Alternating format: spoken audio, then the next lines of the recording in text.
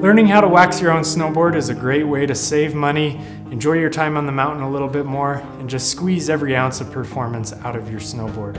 So let's get started. The first thing that you'll want to do is take a nylon pad and just clean the bottom of your board. And it's nothing complex, you just take it and rub it on the base of your snowboard.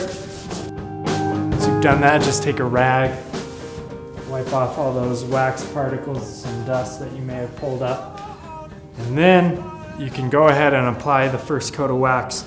Now this first coat of wax is again just a step in order to prepare the base for the final wax, and it's best to use a really soft wax, which those are generally going to be your warmer temperature waxes or your universal waxes. So go ahead and take the wax, and I've already preheated my iron, and so I'll just touch the tip of the wax to the iron and drip the wax on.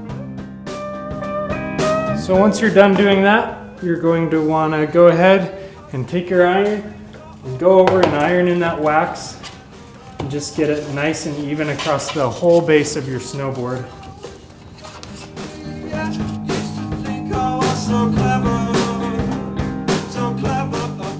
And after you've got the wax kind of ironed in and spread out, we'll just take the iron in one direction and smooth it out one final time. Then for this first wax, you're actually going to want to take your scraper and scrape the wax off while it's still hot. This will pull off all the remaining dirt and just get the base really nice and clean and ready for that final coat of wax.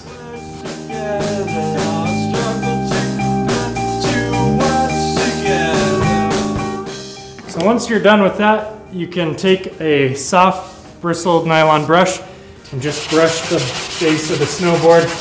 And again, this is just going to make sure that the base is fully prepared for that final coat of wax, and this will just help it soak up as much wax as possible.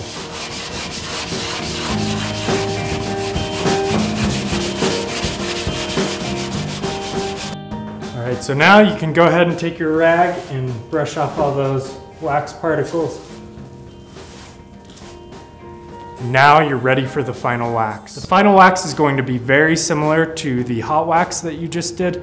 The only difference is that you're going to want to make sure that the wax is fully cooled off before you scrape the wax.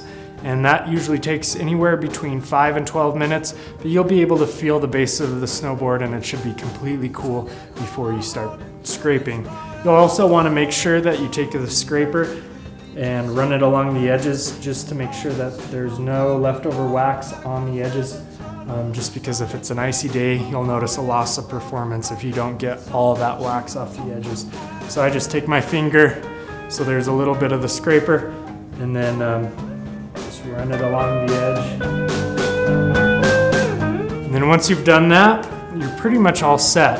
Now, another thing to note is that when applying the final wax, you can either use a universal wax or a temperature-specific wax. The universal wax is obviously better for a wide range of temperatures, but if you're using a temperature-specific wax, you can wait until the morning when you're ready to go and choose whatever wax matches the conditions for that day. Once you've chosen a wax, you'll notice that there's a temperature on the box, and that's the temperature that the wax needs to be applied at. In this case, this universal wax needs to be applied at 130 degrees Celsius. That's the really nice part about waxing irons, is you can really dial in that temperature and make sure that you're not applying the wax too hot and damaging the chemical structure of the wax, so you'll squeeze every bit of performance out of the wax possible. And if you're using a clothing iron, you'll ruin the clothing iron. You won't be able to iron your clothes with it after you've used it to wax. The holes in the bottom can sometimes pose a problem, and you don't have that precise temperature control. So keep that in mind. I hope you found this video helpful. If you have, be sure to give us a thumbs up or head on over to our YouTube channel to subscribe.